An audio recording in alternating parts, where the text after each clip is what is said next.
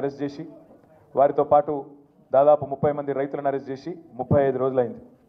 ఒక మాట మాత్రం ఖచ్చితంగా చెప్పాలి, నరేందర్ రెడ్డి గారి కుటుంబాన్ని కలవడానికి మొట్టమొదటి రోజు పోయినప్పుడు వారి తల్లిగారు నరేందర్ రెడ్డి గారి అమ్మగారు 92-93 ఏళ్ళ వయసు ఉంటుంది ఆ పెద్దమ్మకు. నేను సబితక్క పోతే మావోడు చాలా మెత్తటోని కొంటవేను బిడ్డ అన్నది.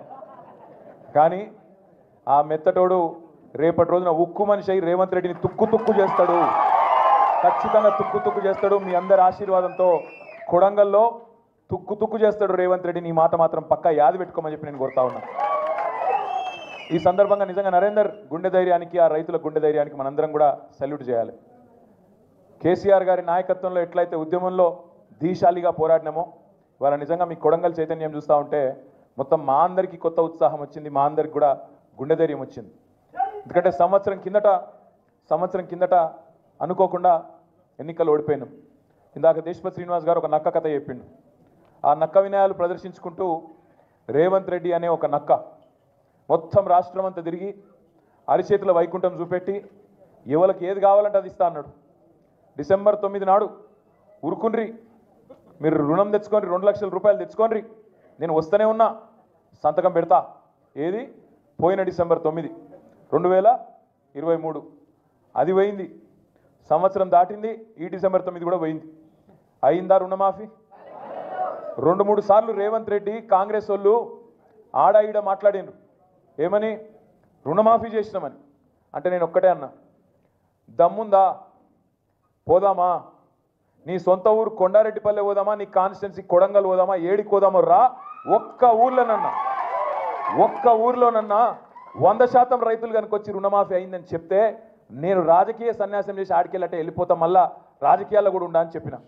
కానీ ఆయనకు కూడా తెలుసు, నాకు కూడా తెలుసు, మీకు కూడా తెలుసు, చూసేటోళ్ళు టీవీలలో చూసేటోళ్ళకు కూడా తెలుసు, రుణమాఫీ కాలే. ఎంత మోసం అంటే 49,500 కోట్లు మొత్తం కావాలి రుణమాఫీకి.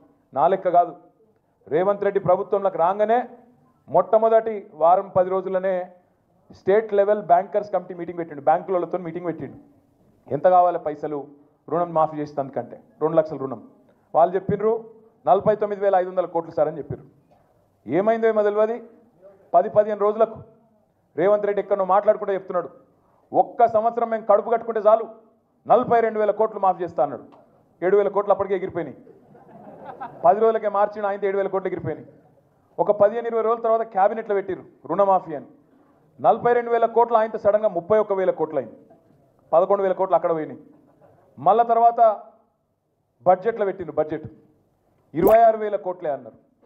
మరి ఏడవైంద్ర నాయన 49,000 కోట్లు 26,000 కోట్లు ఎట్లయింది అంటే చెప్పేదానికి ఎవరు రెడీగా లేరు. ఆ 26,000 కోట్లలో కూడా ఈరోజు అరాచకం ఏంటంటే ఇప్పటి వరకు రైతుల ఖాతాల్లో పడ్డది 12-13,000 కోట్లు దాటలేదు. ఏ ఊళ్ళో కూడా 30-35% కంటే ఎక్కువ రుణమాఫీ కాలేదు. ఇది వాస్తవమా? ఎక్కడ కాలే, కొడంగల్లో కాలే, కొండారెడ్డిపల్లిలో కాలే, ఏ ఊళ్ళో కాలే తెలంగాణలో. కానీ సిగ్గు లేకుండా రాహుల్ గాంధీ నుంచి మొదలు పెడితే కింద ఉండే గల్లీలో ఉండే కాంగ్రెస్ కార్యకర్త దాకా అయిపోయింది మొత్తం చేసేసినాం, ఇంకేం లేదు చేయనికే. నేను అడుగుతున్నా, ఒక్కరోజు ఇవ్వాలని అధికారం ఉంది కాబట్టి, నేను టీవీలు చూపెడుతున్నాయి కాబట్టి, నువ్వు మొరుగుడు పేపర్లు రాస్తుండ్రు కాబట్టి ఏది పడితే అది మాట్లాడుతున్నావు. రేపు మళ్ళీ ఓట్ల కోసం రైతుల కాడికి పోయినప్పుడు పంచాయతీ ఎన్నికల్లో, జిల్లా పరిషత్ ఎన్నికల్లో ఇదే రైతులు నీకు బుద్ధి చెప్పరా, బుద్ధి చూపెట్టరా, వాళ్ళ సత్తా చూపెట్టరా అని యాడ్ చేసుకొని అడుగుతా ఉన్నా. ఎన్ని రోజులు అబద్ధాలతో గడుపుతావు? నువ్వే కదా చెప్పినావు. ఏమన్నావు నువ్వు అన్నాడు, కేసీఆర్ 10,000 ఇస్తున్నాడు బిచ్చమేసినట్టు, నేను 15,000 వేస్తా అన్నాడు. ఇప్పుడు ఆ 10,000 వేస్తుండా కనీసం? వానాకాలం రైతు బంధు ఎగ్గొట్టినాడు ఎవడు? రేవంత్ రెడ్డినా? అందుకే అన్న వస్త్రం కోసం వస్తే ఉన్న వస్త్రం పోయిందంటారు. అట్లా అయింది ఇవాళ తెలంగాణ రైతాంగం పరిస్థితి. బాధపడుతున్నారు. కొడంగల్లో కూడా రేవంత్ రెడ్డి కోటేసిన ప్రతి రైతన్న బాధపడుతున్నాడు. రాష్ట్రంలో ప్రతి రైతు బిడ్డ అయ్యో బంగారం వస్తుంటే కేసీఆర్ ప్రభుత్వాన్ని పోగొట్టుకొని వీళ్ళని తెచ్చుకున్నాం, పాలిచ్చే బర్రెని ఇడిచిపెట్టుకొని తన్నే దున్నపోతుని తెచ్చుకున్నామని చెప్పి వాళ్ళందరూ బాధపడతా ఉన్నారు. ఇది వాస్తవం. రాష్ట్రంలో ప్రతి రైతు బాధపడుతున్నాడు. ఒక్కరు నువ్వు నేనని కాదు, రాష్ట్రంలో ప్రతి ఒక్కరు బాధపడుతున్నారు. ఇప్పుడు అక్క చెప్పింది, మేము హైదరాబాద్లో ఆడనో ఇన్నో తిరిగేటప్పుడు ఊళ్ళలో పోయేటప్పుడు ఆపి అడుగుతున్నారు. మొన్న నేను గిడ అసెంబ్లీకి నుంచి వస్తున్నా, ఇంటికి ఆఫీస్కి వస్తున్నా, ఆడ సిగ్నల్ పడ్డది, ఆగితే పక్కకు ఒక ఆటో వచ్చింది. ఆటో వస్తే ఆయన హలో అన్నా అని చెప్పి నమస్తే అన్నాడు, అద్దం దించు అన్నాడు, దించిన. దించగానే साहब मेरा नाम महमूद है अन्न कैसे हो भाई अन्न क्या हालत है साहब बर्बाद हो गया सब कुछ भाई को क्या हो गया अन्न अरे इन्हों आके पूरा बर्बाद कर दिए साहब अन्ना का फिर क्या करना अंटे कुछ करो ना साहब अन्न क्या करना एक वोट का सजा 5 साल है ना भाई क्या करना अन्न అంటే ఆయన ఏమన్నాడు ఎరికైనా మహమూద్ कोई तरकीब नहीं है क्या साहब ఏం ఉపాయం లేదా అంటుడు ఇది ఒక మహమూద్ ముచ్చట కాదు ఇది రాష్ట్రంలో అందరి మనసులకు ఇది ఏమైనా ఉపాయం ఉన్నదా ఈ సన్నాస నాయన తగలబడాలి కానీ ఒకటి మాత్రం వాస్తవం జనరల్గా ఒక 3.5-4 ఏళ్ళకి వస్తుంది కోపం ప్రభుత్వం మీద పని చేయకపోతే 3 ఏళ్ళు చూస్తారు 4 ఏళ్ళు చూస్తారు తెలంగాణ ప్రజలు మంచోళ్ళు చేస్తాడేమో ఏమో ఇంకా టైం ఉన్నది కదా ఇంకా వచ్చే సంవత్సరం చేస్తాడేమో మళ్ళా బడ్జెట్లో పెడతాడేమో 6 నెలలకి ఏమైనా చేస్తాడేమో ఇట్లుంటుంది కథ కానీ రేవంత్ రెడ్డి కాడికి వచ్చే వరకు మాత్రం సంవత్సరం లోపట్నే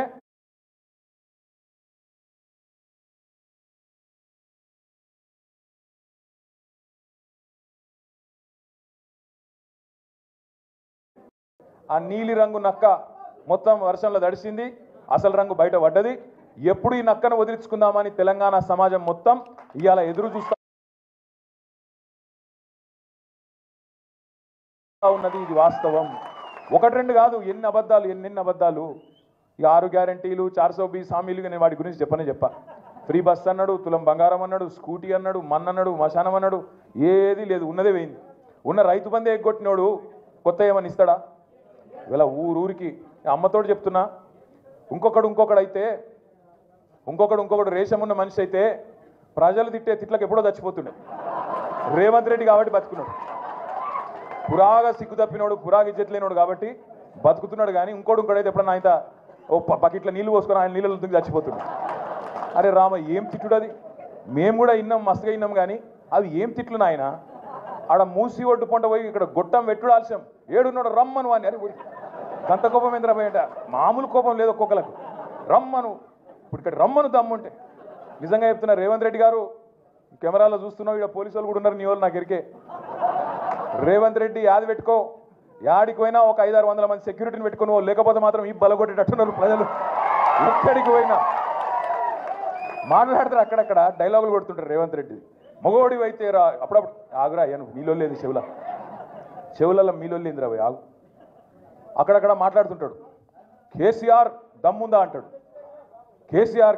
అంటాడు నేను అంటున్నా కేసీఆర్ కావాలంటే నాకు మన సోషల్ మీడియాలో పోస్టులు పెట్టే పిల్లగానే తట్టుకోలేకపోతుండే ఈయనకడ కేసీఆర్ కావాలన్నాడు అవసరమా ఈ చిట్టినాయుడికి ఇంత మనిషి వీడు వాడు మళ్ళీ చిట్టెలుక గాయన కంటే కేసీఆర్ కావాలన్నాడు అందుకే మేము చెప్పినాం మొన్న అంత లేదు నీకు చేతనైతే అక్క అడిగింది ఇలా పొద్దున జగదీష్ అన్న కూడా చెప్పిండు ఏం చెప్పిండు ఇప్పుడు అసెంబ్లీ నడుస్తుంది కదా రేవంత్ రెడ్డి గారు నాకు ఈ భాష ఇష్టం ఉండదు నిజంగా చెప్పానంటే కానీ తప్పదు అప్పుడప్పుడు నాకు నిజంగా అప్పుడప్పుడు నాకు ఇష్టం ఉండదు నేను చదువుకున్నా రేవంత్ రెడ్డి లెక్క నేను ఆడ ఆవారా తిరిగినోని కాదు చదువుకున్నా కష్టపడ్డా నేను ఎక్కడో పోయి బయట దేశంలో పోయి కొంత ఉద్యోగం సంపాదించుకున్నా కొంత పేరు సంపాదించుకున్నా నాకు ఇష్టం ఉండదు కానీ ఇక కుక్కగాడుకు చెప్పు దెబ్బ అన్నట్టు ఇష్టంటోళ్ళకి ఇట్లా చెప్తేనే అర్థమవుతుంది అందుకే చెప్తున్నా రేవంత్ రెడ్డికి అడుగుతా ఉన్నా నేను రేవంత్ రెడ్డి నువ్వు నిజంగానే మగాడివే అయితే అసెంబ్లీ నడుస్తుంది కదా 15-20 రోజులు పెట్టు మొదలు 10-15 రోజులు మొత్తం రాష్ట్రంలో ఉన్న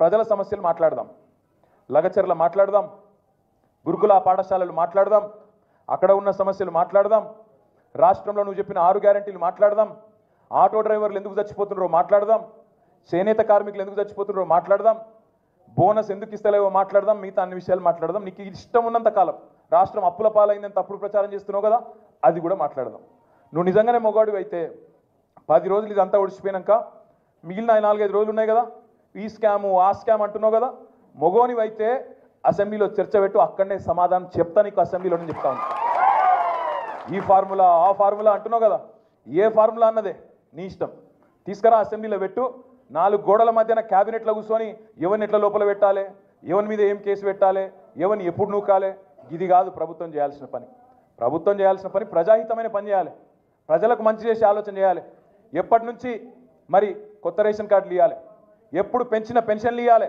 ఎప్పుడు 6 గ్యారంటీలు అమలు చేయాలి ఎప్పుడు 420 హామీలు అమలు చేయాలి బీసీ డిక్లరేషన్లో చెప్పినావు రైతు డిక్లరేషన్లో చెప్పినావు విద్యార్థి డిక్లరేషన్ అని చెప్పినావు, ఎస్సీ ఎస్టీ డిక్లరేషన్ అని చెప్పినావు. వాటిలో చెప్పిన మాటలు ఎప్పటి నుంచి అమలు చేస్తావో గవి చర్చ చేయాలి క్యాబినెట్లో. గవి ఏవి లేవు. మీరు చూస్తున్నారు ఎంత ఎంత ఎక్కింది అహంకారం నెత్తికంటే.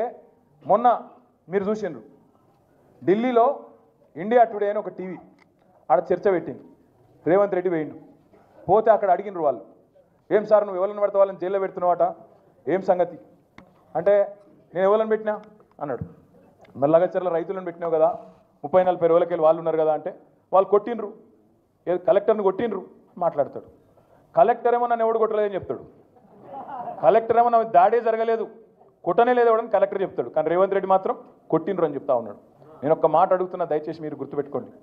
ఒక లగచర్లలో రైతులనే కాదు, ఇలా సోషల్ మీడియాలో పోస్టులు పెట్టే పిల్లలకు ఎస్ఐలు ఫోన్ చేస్తున్నారు, సిఐలు ఫోన్ చేస్తున్నారు, డిఎస్పీలు ఫోన్ చేస్తున్నారు. నేను చెప్పేది కరెక్టేనా? ఫోన్ చేసి బెదిరిస్తున్నారు. ఎందుకు బిడ్డ మీకు లోపల పెడతాం, కేసులు పెడతాం, లోపలేస్తాం అని మాట్లాడుతున్నారు. ఇప్పుడే ప్రవీణ్ గారు చెప్పినట్టు కోస్గిలో మీరు ఇక్కడికి వస్తుంటే, హైదరాబాద్లో మీ పార్టీ ఆఫీస్కి మీరు వస్తుంటే, మీ ఇంటికి మీరు వస్తుంటే ఆడబెట్టి మీ మీద పీడీ యాక్ట్ పెడతాం, లోపలేస్తాం అని బెదిరించుడు. దాంతోపాటు ఎల్ఎన్టీ అనేది పెద్ద కంపెనీ, హైదరాబాద్లో మెట్రో కట్టిరు. ఆయన మొన్న మదినప్పుడు హైదరాబాద్కి వచ్చి ఆయన విలేకరులతో మాట్లాడుకుంటూ ఒక మాట అన్నాడు. ఏమన్నాడు? ఈ ఫ్రీ బస్సు పెట్టినాక మాది కొద్దిగా తగ్గింది గిరాకీ అన్నాడు. అంటే రేవంత్ రెడ్డి ఏమంటాడు ఎరికేనా, నూకుని రావని లోపల అంటాడు. అరే అది ఉన్నట్టు చెప్పుడు కూడా తప్పేనా? చెప్పుడే కాదు, ఇండియా టుడే టీవీలో చెప్తుండు అని నూకుమన్నా, నేను నూకుమంటే వాడు బొంబాయి వారిపోయింది అంటుండు. అంటే నీకు ఎవరు ఖిలాఫ్ ఆఖరికి పాపం. కానీ ఇది ఏం తప్ప? ఇంకా యాక్టరు, సినిమా యాక్టరు, ఈయన పేరు మర్చిపోయిండు. ఆయన చెప్పేటప్పుడు పేరు మర్చిపోయిండు. తెలంగాణ సీఎం అని చెప్పి అడిగి చూసిండు కొద్దిగా. మనోనికి ఆయన ఎక్కడో తలిగింది. అయితే నేనేమంటున్నా, గింత అన్యాయం అని పేరు మర్చిపోతే జైలు పెడతావు. ఇక గట్లా తయారైండు మన చిట్టినాయుడు. నేనేమంటున్నా, దయచేసి మీ అందరికి ఒకటే కోరుతున్నా, మీకు ఇవాళనే నాంపల్లి కోర్టులో పట్నం నరేందర్ రెడ్డి గారిది, అదేవిధంగా 27 మంది రైతులది మొత్తం నిన్న ఇవాళ వాదనలు మొత్తం అయిపోయినాయి. అన్న చెప్పింది కరెక్ట్, ఆర్ఎస్ ప్రవీణ్ అన్న. 20-24 రోజులు ఆడికెళ్ళి వికారాబాద్ కోర్టుకెళ్ళి ఇక్కడికి ఫైల్ రాలే. అప్పుడు మళ్ళీ పీపీ లేకుండే. మళ్ళా మన పట్నం నరేందర్ రెడ్డి భార్య శృతి, తర్వాత మన నాయకులు, మన లాయర్లు, మన లీగల్ సెల్లులు పాపం అందరు తనలాడి ఆడ హైకోర్టులో రిజిస్ట్రార్ దగ్గర పోయి ఇట్లా ఉన్నది పరిస్థితి, 20-24 రోజులు అమాయకులు పాపం వాళ్ళు జైలు ఉన్నారు, ఇది అన్యాయం అంటే నిన్న ఈరోజు వాదనలు పూర్తయినాయి. మరి అన్ని అనుకూలిస్తే అంతా మంచిగా జరిగితే రేపు తీర్పు వెలువడే అవకాశం ఉంది. మంచి జరగాలని చెప్పి మనస్ఫూర్తిగా ఆశిద్దాం. మంచి జరగాలని మనస్ఫూర్తిగా అందరం కోరుకుందాం. దబ్బన మనకు అనుకూలంగా తీర్పు రాకపోతే వెంటనే హైకోర్టుకు పోదాం, అవసరమైతే సుప్రీంకోర్టు దాకా కూడా పోదాం. వదిలిపెట్టద్దు, ఎట్టి పరిస్థితుల్లో రాజీ పడద్దు. ఒక్క మాట నేను మిమ్మల్ని కోరుతా ఉన్నా. మేము పోయినాం, సంగారెడ్డి జైలుకి పోయినాం, చెర్లపల్లి జైలుకి పోయినాం. ఎక్కడైతే నరేందర్ అని ఉన్నాడో పోయి కలిసినాం. మీ నాయకుడు ఎంత గొప్పవాడంటే పట్నం నరేందర్ రెడ్డి. మేము చెర్లపల్లి జైలుకి పోతే, నేను సబితక్క, మహమూద్ భాయ్, ఇంకా మా లక్ష్మారెడ్డి గారు అందరం పోతే శ్రీనివాస్ గౌడ్ సాబ్ కూడా వచ్చిండే. ఏమన్నాడు ఎరికైనా నరేందర్ రెడ్డి? అన్నా నా గురించి విడిచిపెట్టండి అన్న, ఆ రైతులను విడిచిపెట్టండి, రైతులను జల్దీ బయటికి తీసుకొచ్చే ప్రయత్నం చేయండి, నేను మంచిగానే ఉన్నా, నాకేం కాదు, వాళ్ళని చూసుకోండి మీరు అని చెప్పి మీ నాయకుడు పట్నం నరేందర్ రెడ్డి గారు మాకు చెప్పిండు. ఒక అంత గొప్ప నాయకుడు మీకున్నాడు, మీకు కొడంగల్లా, భయపడే అక్కర్లేదు. రెండవది, ఈ అంశాన్ని ఇక్కడితో వదిలిపెడతామని చిట్టినాయుడు అనుకుంటే ఆయనంత పిచ్చోడు ఎవడు లేడు. ఖచ్చితంగా ఢిల్లీలో పార్లమెంట్లో కూడా ఈ అంశాన్ని లేవనెత్తుతాం, రాజ్యసభలో కూడా మన గొంతు విప్పుతాం. మిగతా వాళ్ళు కలిసి రాకపోవచ్చు గాక, బీజేపీ వాళ్ళు మాట్లాడరు, ఇంకొకడు మాట్లాడాడు, కాంగ్రెస్ వాడు ఎవడు మాట్లాడాడు, ఎవరు మాట్లాడకపోయినా తప్పకుండా కేసీఆర్ గారి దండుగా, కేసీఆర్ గారి దళంగా, తెలంగాణ గలంగా మనమే మాట్లాడతాం, మనమే కొట్లాడతాం. ఇక్కడ లగచర్ల బిడ్డలకు న్యాయం జరిగేంత వరకు వదిలిపెట్టమనే మాట కూడా నేను విజ్ఞప్తి చేస్తా ఉన్నా. ఇంకొక మాట కూడా మీకు తప్పకుండా ఈ సందర్భంగా నేను చెప్పాలి. వాళ్ళు రేవంత్ రెడ్డి హుంకరిస్తున్నాడు, వాళ్ళ అన్నగాడు తిరుపతి రెడ్డి, ఆ మండల కాంగ్రెస్ పార్టీ ప్రెసిడెంటు అందరు కలిసి ఇలా ఏం చేస్తున్నారు, లెక్కబెట్టి దాడి చేసింది అనుకుంటా ఓ దిక్కు ఆరోపణ చేసుకుంటా. అందులో ఆ రోజు నిరసనలో పాల్గొన్న వాళ్ళల్లో కాంగ్రెస్ వాళ్ళు ఉంటేనేమో వాళ్ళని పక్కకు పెట్టిండ్రు, వాళ్ళని అరెస్ట్ చేయలే. వాళ్ళ మీద మరి ఫోటోలలో వాళ్ళకి స్పష్టంగా కనబడుతున్నా వాళ్ళని ముట్టుకోలే.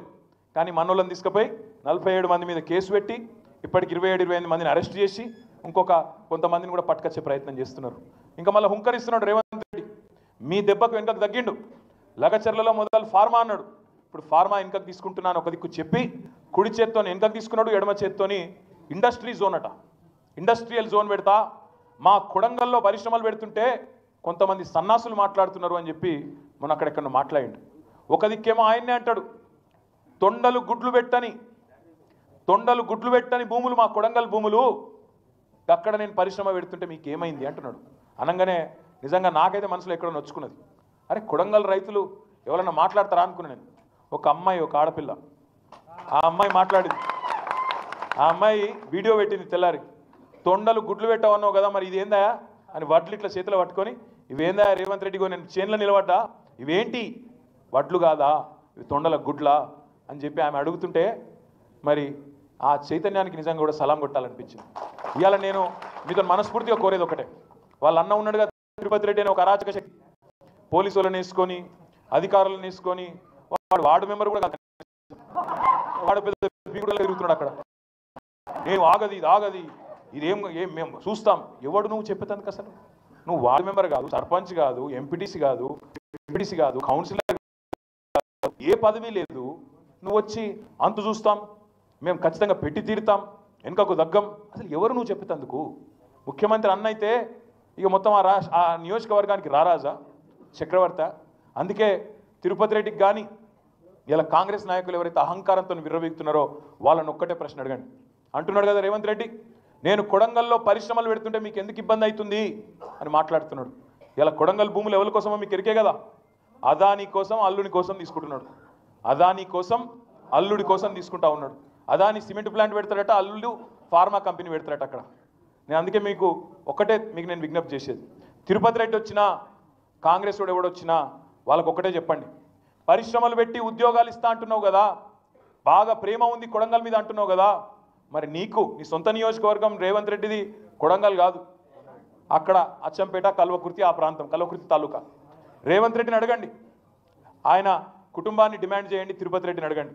మీకు ఇంత ప్రేమ ఉంటే మీరు ఒక పని చేయండి అన్న, మీకు వెల్దండలో 500 ఎకరాలు జాగుంది కదా, వెల్దండలో ఇప్పుడు అంటున్నావు కదా ఎకరానికి 20 లక్షలు ఇస్తా అంటున్నావు కదా, ఆ 20 లక్షలు ఏదో నువ్వు తీసుకో, 5 లక్షలు మా బీఆర్ఎస్ పార్టీ నుంచి మేము ఇస్తాం నీకు, ఆ భూములలో పెట్టు నువ్వు పరిశ్రమ, అదాని పరిశ్రమ తెచ్చి గన్ల పెట్టు, అనవసరంగా మాకొద్దు ఈ దరిద్రం అని చెప్పండి గట్టిగా. ఎందుకంటే సొంత ఊరు మీద ప్రేమ ఉండాలి కదా, మీ మీద ఇంత ప్రేమ కురిపిస్తున్నానికి సొంత ఊరు మీద కూడా ప్రేమ ఉండాలి కదా, కల్వకుర్తి తాలూకా మీద. అక్కడ పెట్టు మరి నీ భూములలో. రైతులకు ఇస్తానంటున్నావు కదా 20 లక్షలు, నువ్వు తీసుకో 20 లక్షలు, మీదికెళ్ళి 5 లక్షలు బీఆర్ఎస్ పార్టీ నుంచి మేము ఇస్తాం. 500 ఎకరాలు అంటున్నావు కదా, ఎకరానికి ఒక 5 లక్షలు ఇస్తాం, తీసుకో. చేస్తాడా ఈ పని రేవంత్ రెడ్డి? ఇస్తాడా ఆయన భూమి? ఆయన భూమి అంట పేద రైతుల భూములు, గిరిజనులు, దళితులు, బీసీలు, నేను కలిసిన అందరినీ. అందులో ఒక పిల్లగాడు పంచాయతీ సెక్రటరీ ఉన్నాడు, ఆయనను కూడా తీసుకుపోయి లోపల వారేసారు, రాఘవేంద్ర యాదవ్ ఆ పిల్లగాని పేరు. నేను అడిగిన నువ్వు ఎడికెళ్ళి వచ్చినారో భయ అన్న, నేను డ్యూటీకి పోయినా ఈ ప్రభుత్వమే చెప్పింది కులగణన చేయమని చెప్పింది, నేను ఎక్కడ పక్క మండలంలో పనిచేస్తున్నా, ఊరికి వచ్చినాక సాయంత్రం నన్ను కొంట పోయినరు. అరే నిన్నెట్లా తీసుకుపోయిన రాబోయే అంటే, నేను చూడన్నా నేను ఆడ పోయి వచ్చినా, అయినా కూడా నన్ను కూడా తీసుకొచ్చిరన్నా అని చెప్పిండు. ఒక ఆయననే కాదు, ఇలా కేవలం దళితులు గిరిజనులే కాదు, విష్ణువర్ధన్ రెడ్డి అని ఒక ఆయన ఉన్నాడు, ఆయనకు కూడా 25 ఎకరాలు 30 ఎకరాల పొలం ఉందంట, ఆయనను కూడా పట్టుకపోయినారు. ఈ కులం ఆ కులం అని కాదు, రైతే, రైతు కులం ఉండదు. ఆ రైతులను ఇవాళ చెరబట్టి, ఆ రైతులను జైల్లో పెట్టి, నేను భూమి నా భూమి నేను ఉంచుకుంటా అన్న ఒకే ఒక్క పాపానికి 35 రోజులు జైలా. మరి ఇట్లాంటి దుర్మార్గుని మనం క్షమించవచ్చా? నేను మిమ్మల్ని మనస్ఫూర్తిగా కోరేది ఒకటే, వాళ్ళు నిజంగా పట్నం నరేందర్ రెడ్డి గారు ఇంతమంది మిమ్మల్ని అందరినీ తయారు చేసిండు. నిజంగా ఈ సందర్భంగా పట్నం నరేందర్ రెడ్డి గారికి కూడా ఒకసారి గట్టిగా చప్పట్లతో వారికి మనందరం అభినందనలు చెప్పాలి.